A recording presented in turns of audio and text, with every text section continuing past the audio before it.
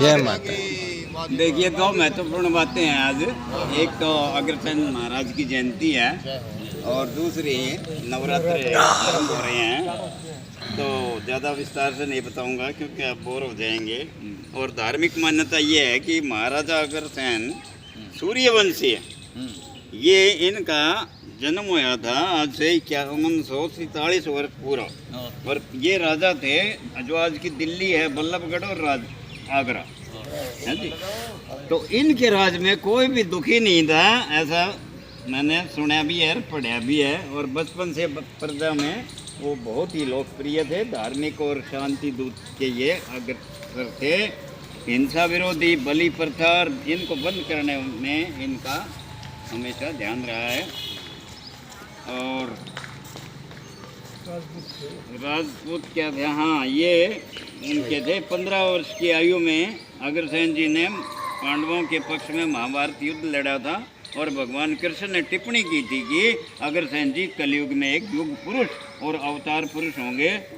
और ये भगवान राम के पुत्र जो कुश था ना, लव कुश दो थे, कुश के 34वीं पीढ़ी के थे, ऐसा बता रहे हैं। हाँ जी। तो इसके अतिरिक्त जो नवरात्र हैं, हाँ जी, एक तो ऋतु परिवर्तन से सामंजस्य का पर्व है ये नवरात्र। 2 बार आते हैं साल में, एक तो अप्रैल मास में और एक ये सितंबर अक्टूबर में, जब भी सितंबर का अंत लगा लो। तो माँ दुर्गा को सर्वप्रथम ये आज पहला नवरात्र है, शैलपुत्री के रूप में पूजा जाता है। और भगवती के प्रथम स्वरूप इसी को कहते हैं, हिमालय की पुत्री बताई गई है, इसलिए इन्हें पार्वती और हेमवती का नाम भी दिया गया है। और इनका वाहन है वृषभ यानी बैल। और इनके दाहिने हाथ में कमल पुष्प है। भक्तगण माँ शैलपुत्री की आराधना कर मन वांछित फल पाते हैं। और माँ दुर्गा को मातृ शक्ति यानी करुणा और ममता का स्वरूप भी माना गया है। और इसके पीछे 2 मान्यताएं भी हैं।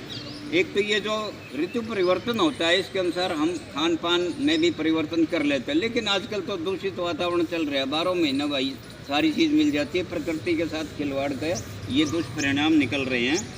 और मनुष्य का जो शरीर है वो इस प्रकार से बनाया गया है कि प्रकृति से छेड़छाड़ नहीं करनी चाहिए।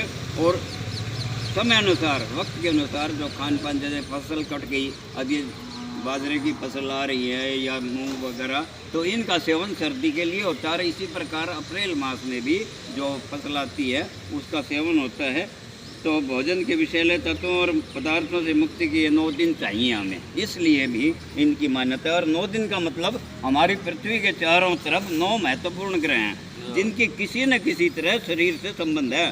पृथ्वी का जो गुरुत्वाकर्षण है, ग्रेविटेशन, उस पर टिकी है। और सभी तरह के ग्रह और उपग्रह इसी शक्ति से अपने स्थान पर व्यवहार करते हैं।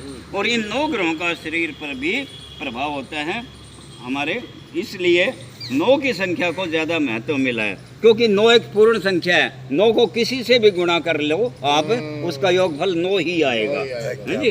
तो दुर्भाग्य ये है कि हमने कभी नवरात्र के वैज्ञानिक पहलू को नहीं जाना।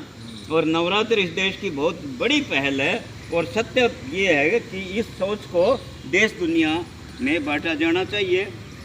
हमारा ही विश्व में एकमात्र ऐसा अद्भुत देश है जो प्रकृति, परंपरा, व्यवहार और पृथ्वी, इनसे जुड़कर समाज के लिए अभिव्यक्ति पैदा करते हैं।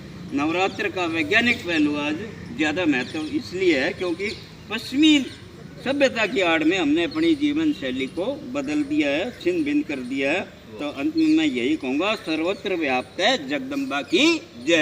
अरे वाह जी वाह, आपने तो हमारी आंखें खोल दी मास्टर जी।